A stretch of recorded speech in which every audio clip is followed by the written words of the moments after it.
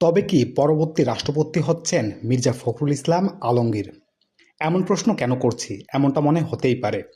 সাম্প্রতিক সময়ে রাজনীতি থেকে অবসরের ঘোষণা দিয়েছেন মির্জা ফখরুল ইসলাম আলমগীর। কাউন্সিল করে আমি একটু অবসর নিতে চাই। Enough is enough. দুয়ে দুয়ে চার মেলালে মির্জা ফখরুল ইসলামই হচ্ছেন পরবর্তী রাষ্ট্রপতি।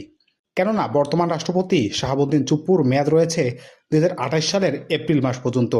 বিএনপি সরকার চাইবে তাদের পরবর্তী নির্বাচনের সময় রাষ্ট্রপতি হিসেবে তাদের দলের সমর্থিত কেউ হোক।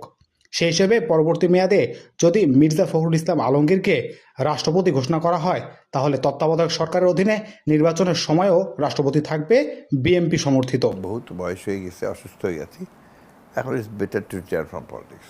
শারীরিক নানা অসুস্থতা নিয়েও মির্জা ফখরুল ইসলাম আর চাইবে না রাজনীতিতে থাকতে। তাই সহজ পদ হিসেবে রাজনীতি থেকে বিদায় নিয়ে রাষ্ট্রপতির পদে আসীন হতে পারেন মির্জা ফখরুল ইসলাম আলমগীর।